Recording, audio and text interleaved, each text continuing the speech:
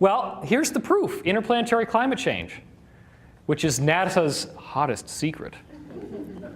Now, we can look through and find the smoking gun of all 2012 scholarship because we can look at all the planets and the sun and see changes just like we see on Earth. And I'm going to show you a little bit of that.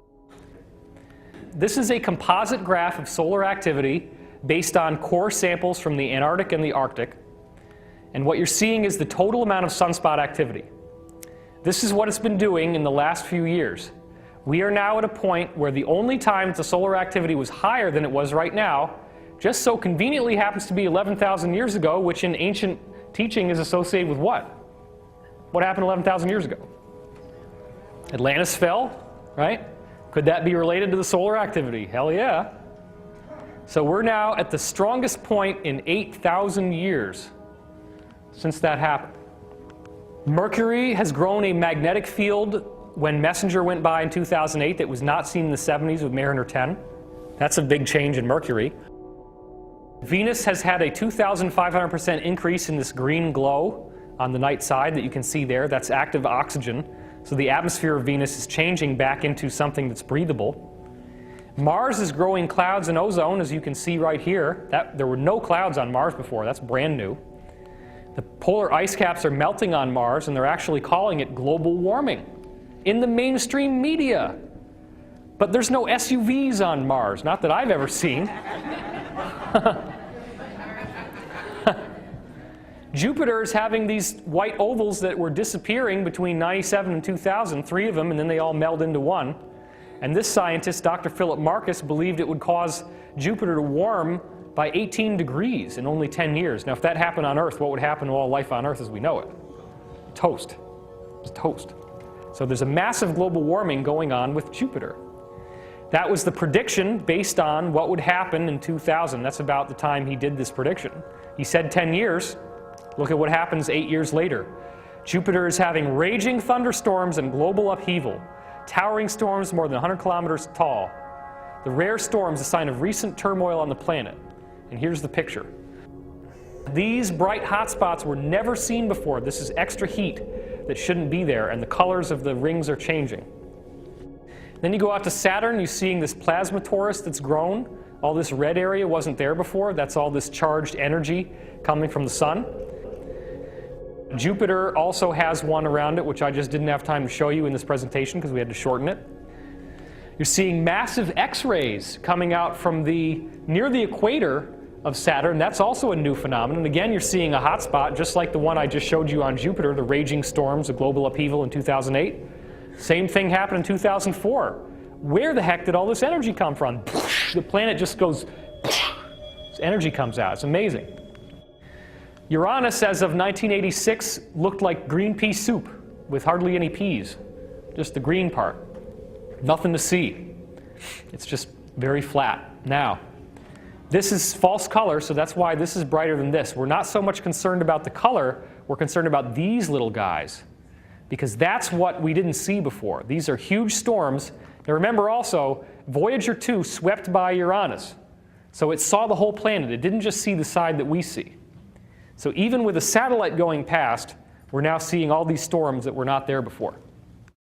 And you're starting to see that happen. It was called featureless as a cue ball, but now Eric Karkoschka is saying, really big changes. Now this is more typical of NASA, when NASA says, ground-based observations show seasonal brightness changes, not well understood. Oh, moving on. They try to downplay this stuff. But this is interplanetary climate change. This is something that's happening to every planet. And all they do is they tell you that it's based on the tilt angle of the axis to the sun. The sun is heating it up because the pole is tilting or because the equator is tilting. And whatever the planet is doing, they just alter it for that planet and say, oh, well, it's got to be caused by the tilt angle of the planet relative to the center of the sun. Not so. Neptune, 1989, relatively few bright clouds. But between 96 and 2002, there's a 40% increase in brightness in the near-infrared range. This is very significant because, obviously, this could not be caused by anything we normally understand. And it's the same thing that's happening throughout the rest of the solar system. It's all doing the same stuff. What you're going to see now is a description, a visual description of how it's been changing. So check this out. You watch down here, you can start to see how it grows over just 6 years. So that's phenomenal. I mean, that's like turning on a lampshade and having light suddenly burst out of the planet that wasn't there before. The near-infrared range is not visible to the eye, but it's just above the visible level. So it's within the spectrum of what can be seen if you had the right eye to see it. So you can do that with a camera, you just can't do it with the naked eye. Now, Pluto is experiencing global warming even though it's moving away from the sun. There's been a 300% increase in its overall atmospheric pressure. This whole system tells us that Earth changes are not unique to the Earth. They're happening everywhere in the solar system. But even on Earth, we're seeing things that are not attributable to the ordinary climate change that we would think of as being caused by SUVs. Volcanic activity since 1875 has gone up by over 500%. Sea level is increasing, temperature is increasing, tornado activity is increasing, natural disasters are increasing, the inflation-adjusted economic losses are increasing. Here you see the red indicates how much heat there is at the bottom of the Pacific Ocean, on the floor of the ocean. And then what you're seeing is 85 and 96, or 99 rather. So in 14 years, we see a substantial warming on the bottom of the ocean. Now guess how the scientists explain this? Well, of course, the sun is warming the top of the ocean. And then those warm particles just start sinking down, down, down, down, which is what they're going to do, right? And they sink to the bottom, and they warm up the bottom of the, oh, that's got to be what it is. They warm up the bottom of the ocean, they sink down. So the next time you ever want to boil up some hot dogs, just get a hairdryer and it works great. Why wouldn't you do it that way? You'd probably take 3 hours to boil. It's ridiculous. Heat rises. That's the first, one of the most basic laws of thermodynamics that we all know. But not here. Something's happening inside the Earth. Well, just as we were talking about climate change in the solar system, we now have a change in this presentation.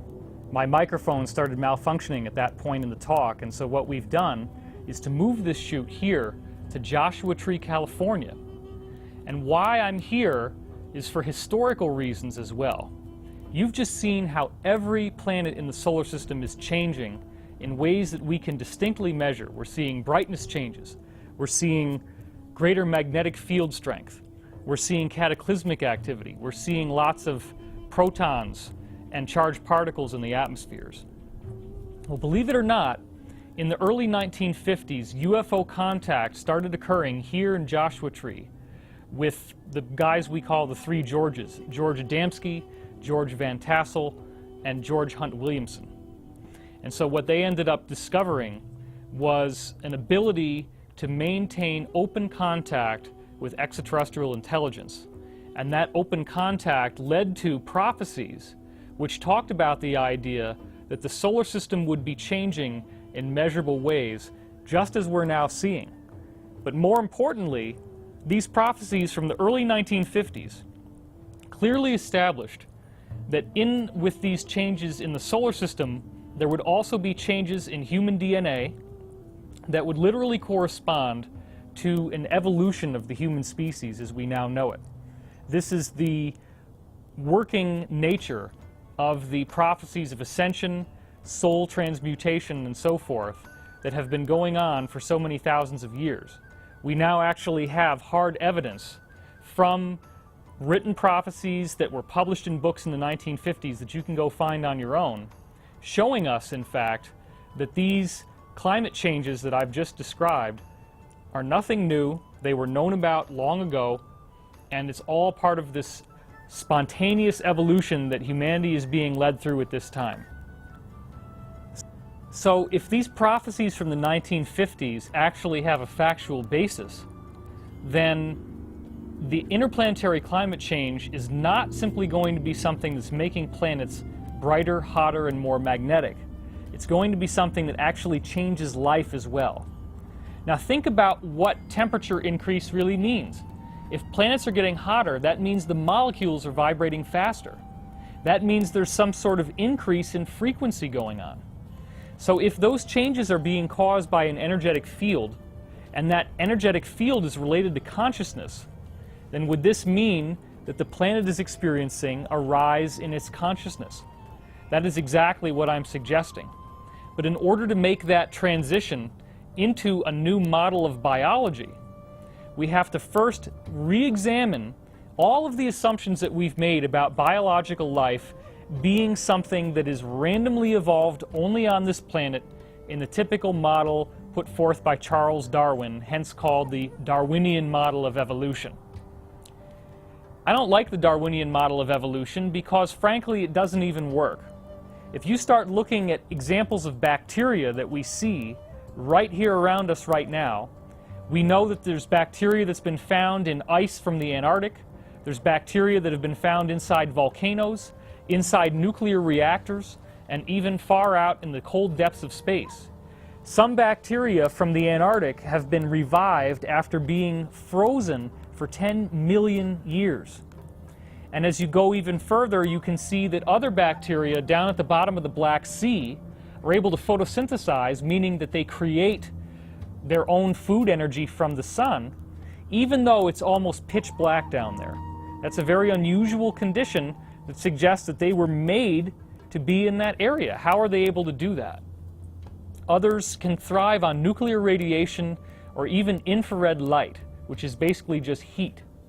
So when you start seeing these bacteria that are inside volcanoes, in sediments miles below the ocean floor, you have to ask yourself the basic question: did they all originate from other living bacteria? Or is the field itself trying to create life wherever and however it can? Are bacteria simply the product of an intelligent energy that is all throughout the cosmos and has decided to make life the way that it is? Could it be that our galaxy has a personality, and the personality of the galaxy has created a template in which all life emerges from an energetic background? If you look at the work of Dr. Chandra Wickrama Singh, he found that the organic material that comes off of comets is biological in nature. In other words, comet dust has bacteria in it. Well, many people don't even know that this has been discovered, and yet it's a common aspect of this type of physics. Since there's billions of comets in the solar system alone, this suggests that life on Earth may have come here from comet dust, or comets that crashed into the Earth. Dr. Wickrama Singh calls this the panspermia theory. But it's not a theory that I particularly agree with because, again, you're basically saying that life on Earth did not come from here, it came from space. Therefore, somehow it would have still had to have evolved in space. You haven't ruled out Darwinian evolution.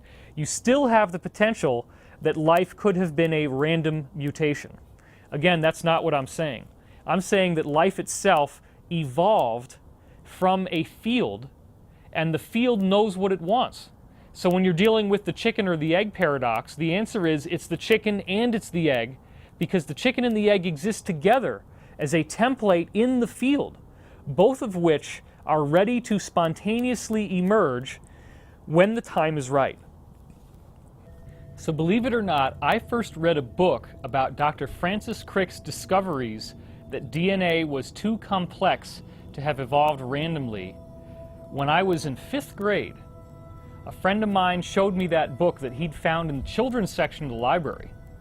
Now, I find it fascinating that mainstream science and the mainstream media has known about this ever since the early 1980s, which is when I found out about it.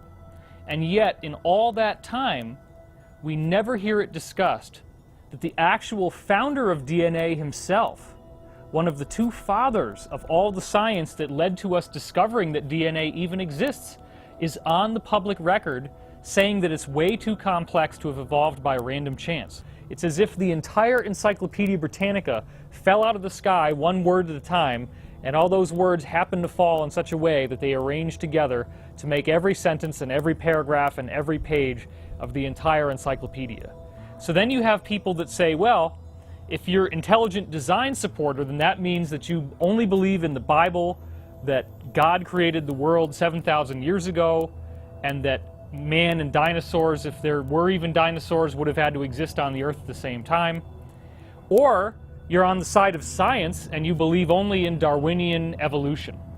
Again, the man who discovered DNA is telling us that's not the way it works.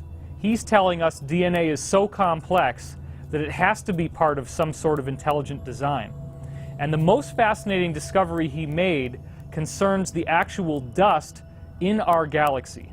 If you were to simply release bacteria into space, they're going to give off a light signature. It's called a spectrographic signature. Well, he looked at the light signature of the dust that's already there in the galaxy from where we are on Earth to the center.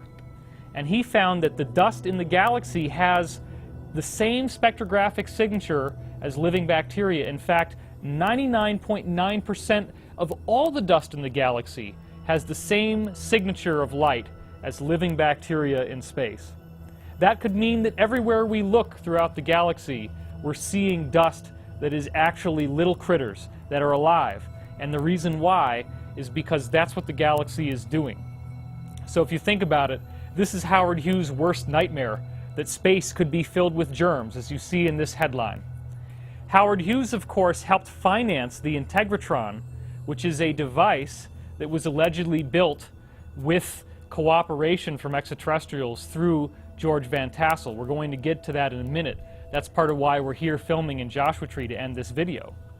As you see in this headline from the mainstream media, in this case UK Daily Mail Online, it says the space dust that created human life has been found in another solar system.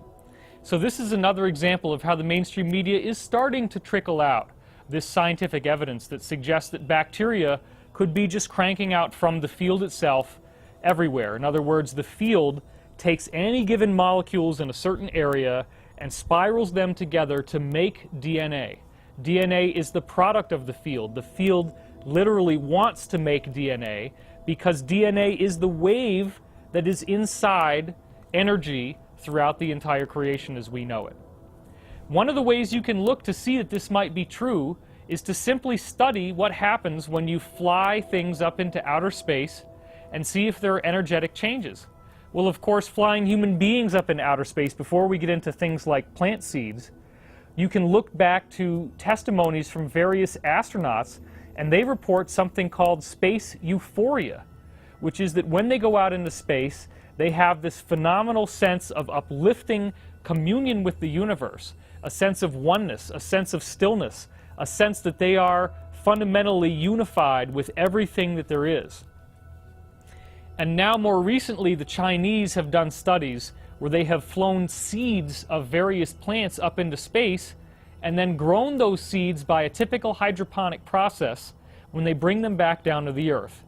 Now granted, this has been done before with experiments from NASA, and they haven't seen anything that unusual. That was one of the complaints that someone gave me when they came up to me at one of my conferences. I would like to point out, though, that the NASA probes are typically made of aluminum, and we know that these torsion fields, as the Russians call them, the energy of consciousness itself, can to a large degree be shielded by aluminum and PVC plastic. So if you have PVC plastic over the windows and an aluminum capsule, then it could be that all these wonderful energetic benefits that happen when you go into outer space did not exist. Anyway, the Chinese must have found a way to build a probe that was not strictly aluminum and PVC plastic, because when they sent seeds up into space, there were some pretty phenomenal changes that resulted.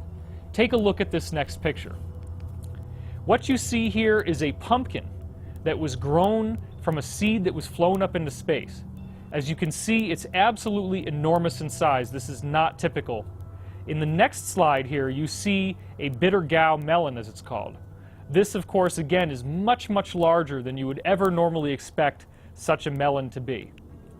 What you're seeing here is hot peppers, which normally would only be about this long, 2.5 inches long at the most. And yet, when you see the ones that were grown in space, they are enormous in size.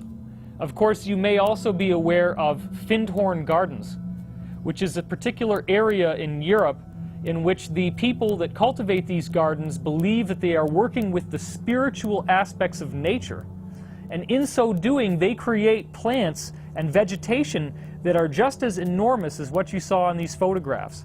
Again, the key is harnessing the consciousness field.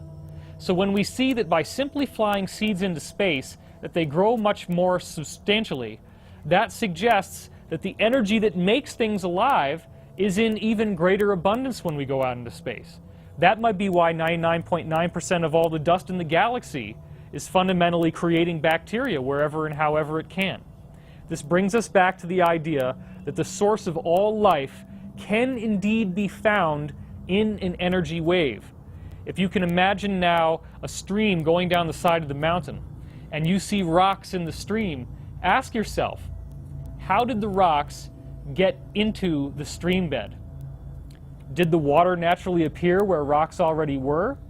Or could it be that when there are large rainstorms and sheets of water falling down the mountain, that they're unearthing rocks that would naturally be there on the mountainside, and the rocks roll in the water current and end up rolling into the bottom of the stream? So that when they get to the stream, it's because there is a pressure that pushed them there. Now think about how this relates to DNA for a minute. Think about the idea that there are molecules sitting around, and that there could be these torsion fields, as the Russians call them, that naturally grab up molecules and will intelligently assemble them into the pattern that the wave already has.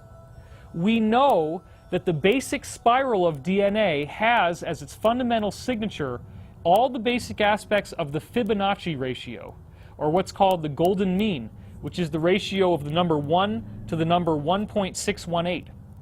That growth spiral shows up throughout nature. You can see it in the shape of a nautilus shell.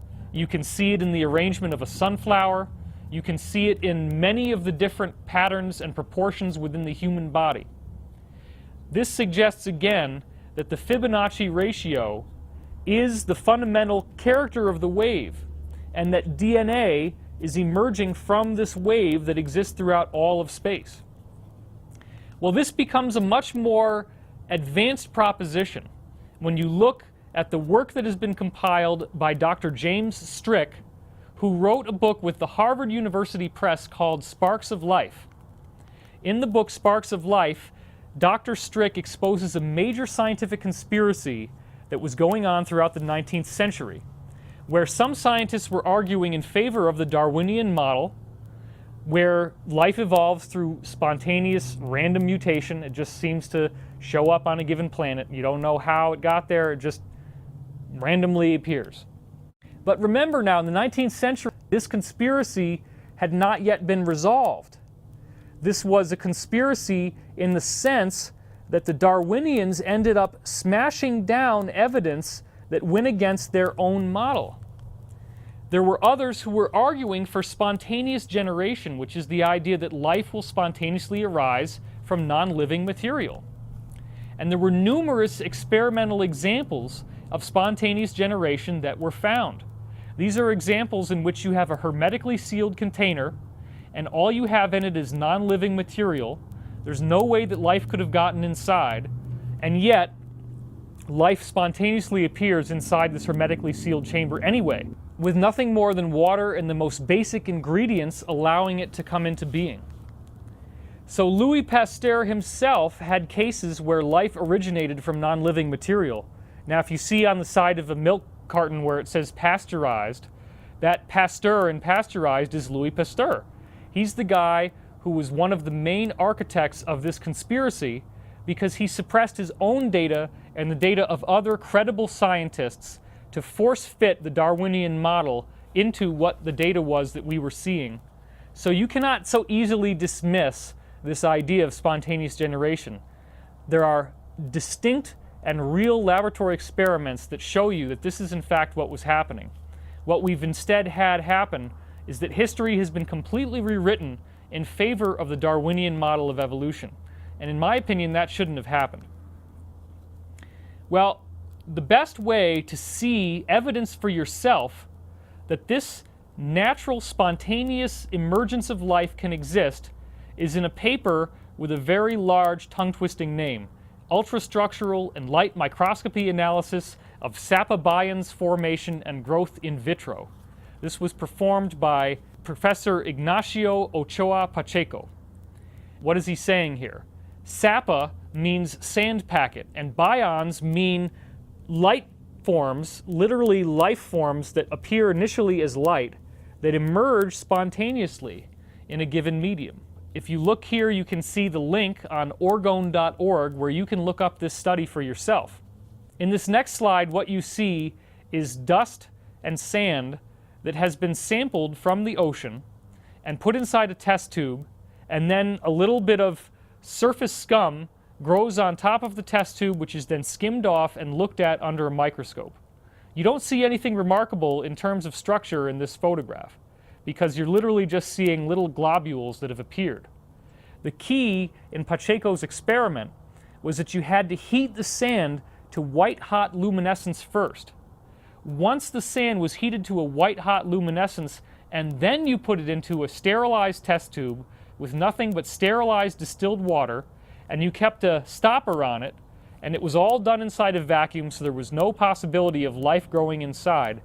Then what you do is you look at the skin, or what Pacheco calls the surfactant, that grew on top of the water. You skim that off, and you look at it under a microscope, because what you're looking for is to see if in fact little critters grew in a non-living environment. We'll take a look at this next image. What you're seeing here looks almost like a brain. You can clearly see there are two lobes, that they are basically bilaterally symmetrical, meaning that they look the same on both sides, and it clearly appears to be some form of living microorganism.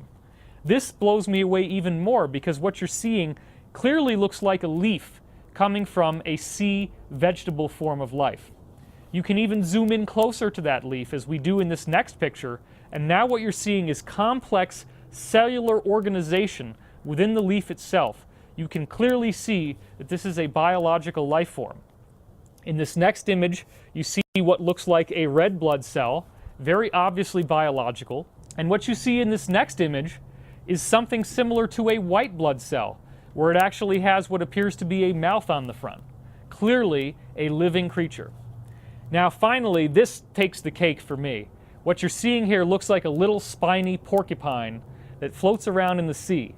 Those little spines on his body form a defense system so that if somebody else tries to eat him, they can't. And if you look, you can see that he has a little mouth at the front, and that obviously seems to be where his head is. So this is a complex, multicellular organism that has emerged from nothing more than sterilized beach sand and distilled water, allowed to sit there for 5 days, have a little scum grow on top of the water, and analyze it under a microscope. Where did this little guy's DNA come from? How did he emerge in that test tube? Look, all I'm saying is something very simple and straightforward. The DNA that grew inside the nuclear reactor, the DNA that grew inside the volcano, the DNA that grew miles below the ocean floor, the DNA that survived for 10,000 years in a deep freeze inside the Antarctic ice, the DNA that grows in space, the 99.9% of all dust in the galaxy that has the spectrographic signature of bacteria, it all appeared from the field, which then takes the existing material around itself, in this case, the raw materials that you can find in beach sand, and the basic hydrogen and oxygen structure in water, and then intelligently spirals life into being. For me, this is a revolutionary discovery that is further in support of what Dr. Francis Crick was saying, that DNA could not have evolved by random chance. Well, if that hasn't blown you away, check this out.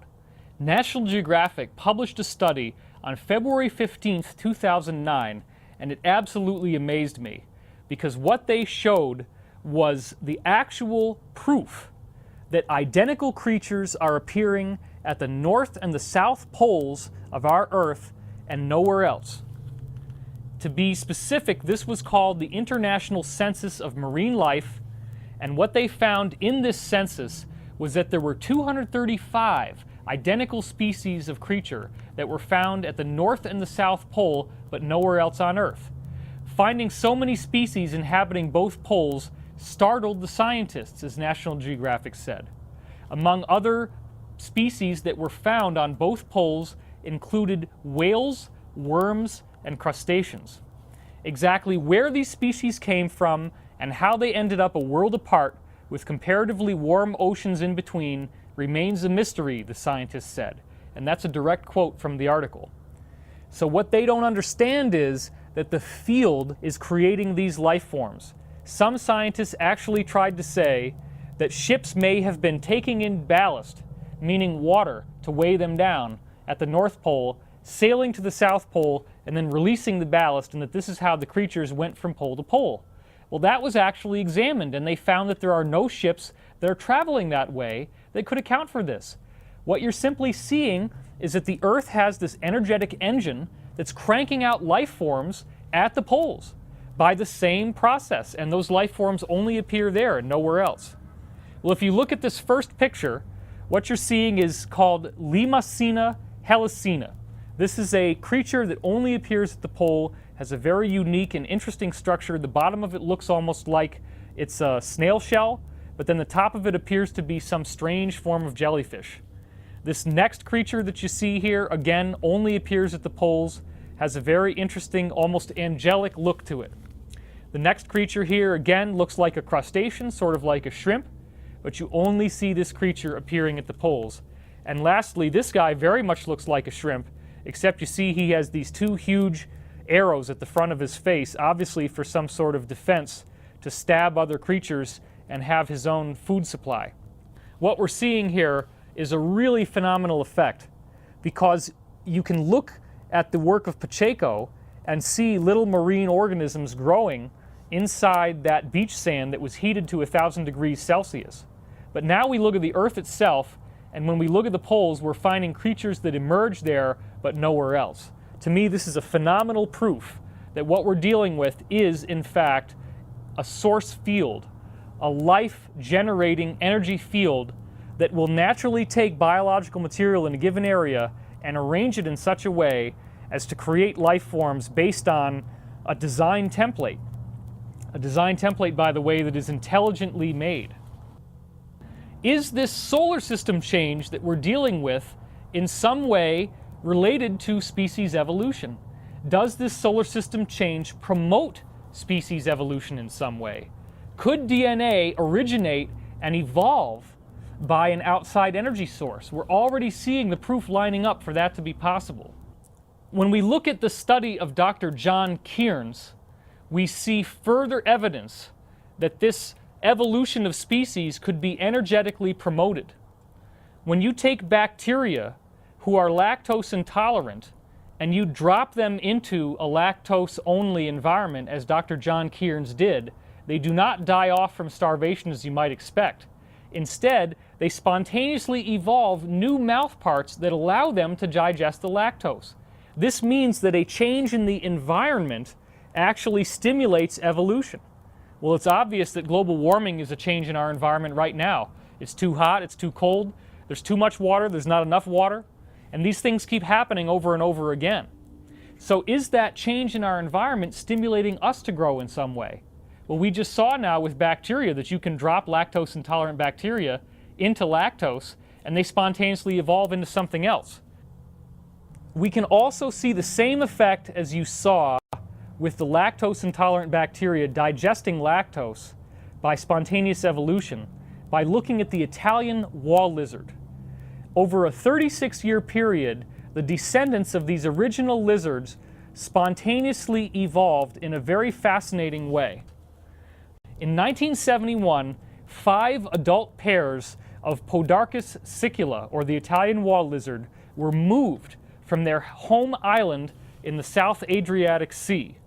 Their home island, known as Pod Capisti, was a desert, and they survived by eating small insects. The new island they were moved to, called Pod Mercaru, was a lush vegetative tropical paradise, and the lizards adapted and became vegetarians eating plants. The scientists then returned 36 years later, after 1971 when it first happened, in the summer of 2004, 2005, and 2006. During this time, what they did is to capture the lizards and measure them for various bodily dimensions. This includes the size of the vent on their nose, or the snout vent length as it's called. This includes the dimensions, the size of the head, and of course the mass of their bodies. They took tail clips off of these lizards. They didn't kill them, but they just took clips off the edge of the tail and tested their DNA just to make sure that these lizards were in fact the descendants of the original 5 adult pairs that were brought there in 1971. And the DNA tests confirmed that they were the same lizards from the source population. Yet the scientists discovered that in only 36 years there were what they called quote-unquote striking differences in the size of the head, the shape of the head. The bite strength had gotten much stronger because it's a lot more difficult to bite through the fibrous material of plants than it is to bite through an insect's body. And they found, most significantly, new structures that had developed inside the digestive tract of these creatures after only 36 years. In fact, these cecal valves, as you see in this image, were never before reported for this species. This is a small pocket inside the digestive system that creates fermentation, which allows these plant matter to be digested properly. So you can see in this next image different types of lizards that are from the same species. And what you can see is noticeable changes in the size of the head. I show you this image just so that you can get a grasp on how big the head could become from a creature that already had a smaller head in the past. Again, this is a spontaneous evolution. It occurs over only 36 years of time, and we're seeing adaptive changes that allowed these insects to be able to eat plants. They also stopped the instinctive behavior of defending their territory. This is very interesting because it suggests that the vegetarian diet helps to reduce aggression. The behavior of the lizards actually changed when they no longer had to kill living things for their food. They stopped being so aggressive. So this is a really phenomenal study for me. You see this little guy and you wonder how in the world simply changing his environment could have made his biological nature change so much. Another example of the same type of effect was found with the humble lizard known as Anolis sagre, or what most of us would call the anole. You can actually buy these little guys as pets in the pet store. Well, what was found in this particular study, which you can see here in this mainstream media link, is that when a predator lizard was introduced to their environment, they first grew longer legs to be able to try to run away from the predator on land. The problem was that no matter how fast they ran, the predator lizard ran faster and still caught them. So then they had to jump up into the trees and run up into the trees where the lizards that were the predators could not go. This was much better equipped for lizards who had shorter limbs, because shorter limbs allow them to climb better, whereas longer limbs allow them to run faster. Sure enough, when they went up into the trees, their limbs spontaneously became shorter in just a very short length of time. The scientists do not understand how this could happen, but it's as if the environment itself stimulated them to change, just like you saw before with the Italian wall lizard. Now in this case, this ugly-looking fish is being called evolution on steroids. It's a monster fish that appeared in a river in the Congo that we've never seen before. And again, scientists are perplexed as to how this fish could have showed up so quickly in the fossil record, because it never existed before and it just emerges. Similar to the way that we're seeing how National Geographic showed 235 different types of life that only exist at the poles. It's showing us that the field is out there and the field is changing, and life is changing as a result. In this next mainstream media link, you're seeing that swimming orangutans are now being discovered. The problem is they didn't used to be able to do this. For whatever reason, no orangutan had ever been observed swimming before, and yet now they're not only taking to the water and swimming, they're also learning how to fish with spears, banging fish over the head or stabbing them with the spear and being able to catch that tasty meal as a result. This is new behavior that again suggests that evolution is occurring. So as we ask ourselves a very fundamental question, could a species be energetically transformed? We're now zeroing in on the core question of how this interplanetary climate change that was predicted from these readings in the 1950s, which we'll see a bit later, could indeed lead to biological evolution of you and me on Earth, something that in fact might already be happening right now. we now look at the work of Dr. Tizian Kanchizin, a Chinese scientist whose work has been picked up and analyzed by Russian scientists. What he found was a DNA transformation that was through nothing more than a wave itself. As you see in this diagram, you have number 4 being a duck and number 6 being a chicken. Of course, they're not anatomically correct. It's a very simple diagram. But what you're looking at is that the duck, number 4, is inside a pentagonal room, a 5-sided room. All the number 2s that you see in this diagram represent funnels in which air can pass through and also energy could pass through. Then, after the funnels, you see those orange lines which actually represent copper pipes that go from the funnel to the other room where the pregnant chicken is being held. Now, the pregnant chicken is very important because there's eggs that are developing inside the chicken's womb. What you see with number 3 is a microwave generator. Now, this was not a lethal dose of microwaves. He didn't kill the duck, but he did excite the duck's DNA with microwave energy. Now, what happened was really phenomenal because as the duck's DNA was being excited, those energy patterns went over into the room with the chicken. Now, let's look briefly at this image of a duck. You can see that the duck has a long beak, it has a long neck, it has large internal organs, and if you look down at the feet, you can clearly see that there's webbing between the toes. When we look at this picture of a chicken, you can see the chicken's beak is much shorter, you can see there's no webbing between the toes, and in fact the length of the neck is much shorter. Now, it was a synchronicity. It just so happened that I was looking for these pictures online, and when I found this picture of the chicken, it happened to be a chicken who was raising ducks. Now, of course, when the eggs hatched, they didn't look exactly like ducks, but what they did look like was really phenomenal. As you see in the next picture, there's webbing on the feet, and in fact they were called duck hens. The webbing grew on feet of eggs that were laid from a chicken. Chicken feet don't have webbing. Chicken feet are supposed to have naked toes. And as you look in this next image, you can clearly see that the head of the duck hen looks more like a duck than it does like a chicken. In fact, we have some very specific statistics we can look at here in which 500 eggs were zapped through the chicken. Of those 500 chicken eggs that were zapped, 480 of them actually hatched. 80% of the eggs that hatched had a flat duck-shaped head as they developed. 90% had a shift in the position of the eyes where the eye actually moved back on the skull to the position it normally would be on the head of a duck. And 25% of them actually had webbing that grew between the toes. This is phenomenal because what it shows is that the genetic material of the chicken was spontaneously rewritten inside the womb so that when those eggs laid, they became half duck, half chicken creatures. That completely bypasses traditional Darwinian models of evolution. So you see how it is totally possible to explain evolution that has occurred on the Earth as being existing more primitive species that are energetically rewritten into more complex forms of life later on. Well, we can also look to the work of Dr. Peter Garriev, who took this even a step further.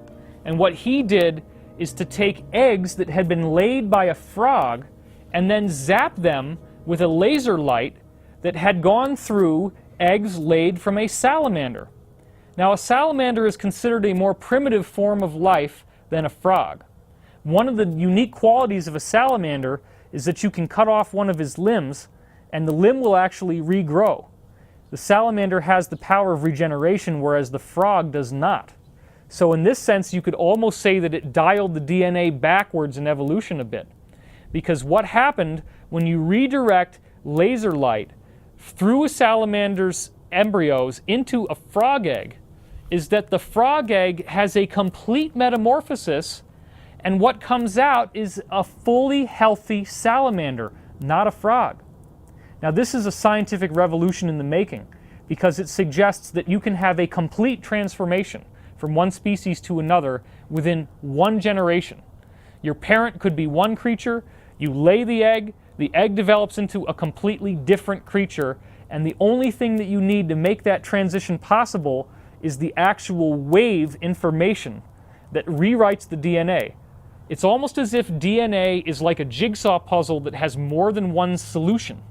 And this really changes how we see life and how we see evolution. It could very well be the engine of evolution.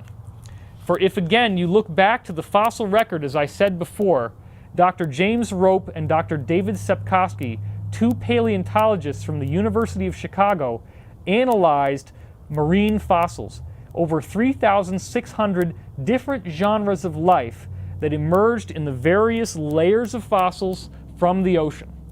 What they found over and over again was that there was a 26 million year cycle in the way that life was evolving in the Earth. This 26 million year cycle goes back, as you can see here, some 250 million years into the past, and it includes the fall of the dinosaurs. So how could something like this be possible? How could all creatures on Earth be spontaneously changing in even intervals of time? Well, the scientists really don't know what to make of this. And it got even stranger when there was yet another cycle that was discovered by doctors Robert Mueller and Robert Rode, which in this case is 62 million years long, as you can see in this diagram. And this cycle goes all the way back to the original single-celled organisms found in our fossil record 542 million years ago. In nice, even intervals of 62 million years, the creatures on Earth spontaneously evolve from one form to another. And that, to me, is proof positive that what we're dealing with is galactic energy waves. Galactic energy waves are the only plausible explanation for how you could have even cycles of time. What I'm suggesting is that there are evenly spaced waves of energy in the galaxy, and that those waves of energy are moving away from the center at a nice steady speed. So if they're always the same length and they're moving at a steady speed, that means that the cycles that they will create will be equal in time. And in fact, we can actually look out at the galaxy and see that galactic bioenergy fields may indeed be responsible for causing this 62 million year and 26 million year evolutionary cycle. Now look at this. In this diagram, you see the redshift variations in the supercluster of galaxies known as Virgo. What do I mean by redshift variations? Redshift is a microwave frequency that is given off by all objects in the cosmos. Most scientists interpret redshift as being indicative of how far away something is. But Dr. William Tift upended this whole scientific orthodoxy by finding that within a single galaxy, redshift starts changing in even intervals. And those intervals look like layers in an onion, meaning that the highest redshift is at the center of the galaxy, and then in evenly spaced orbits away from the center, the microwave frequencies of light that all the stars are giving off have changes in their frequency that are very measurable. Now, you can see it in this image from the Virgo cluster, and you can also see it in this next image, which is taken from other areas in the Virgo cluster. Dr. Tift's studies have looked at hundreds and hundreds of galaxies. Between him and other graduate students who have investigated this, they have yet to find a single galaxy that does not have these striations within it, where you see varying microwave frequencies. I then direct your attention to the work of Dr. Harold Aspdin, a scientist who on his website, energyscience.co.uk, has fundamentally rewritten the basic laws of electromagnetism by going back to Maxwell's original equations and then extrapolating off of them. He shows you every step. It's straightforward. Any scientist can follow it. What's so interesting is that as he looked at Maxwell's equations, he found that this quantum medium, if you will, the background energy that all matter is made of, would have certain thicknesses, or densities as it also is called. These densities in turn can be calculated with equations that Dr. Aspdin has discovered and published freely on his website. You can crank out the microwave frequencies that each density in the quantum medium will give off. That means that even though you can't directly see these energies in the quantum medium, They give off light signatures. They give off microwave signatures. Well, this is what's so fascinating, because when Dr. Aston went back and looked at Dr. William Tift's microwave frequencies of redshift that he found in galaxies, those frequencies in the little striations that you see in the galaxy, shaped like an onion, are identical to the variables that Dr. Aston's equations cranked out. That means that we have a theoretical foundation that was built first that says that the quantum medium has different levels of density, different planes of existence, if you will, where the basic qualities of matter and energy might even change. And he found that they really do exist in these waves in the galaxy. So we already know that the waves are there. They have been observed in every galaxy that has ever been looked at, well over 200 of them so far. They have been calculated theoretically. We have the equations. And now we're seeing that our solar system is undergoing climate change, and that climate change seems to be due to this expanding ripple of energy that's coming into the solar system. Well, that expanding ripple of energy could be coming from a wave that emanates from the galactic center.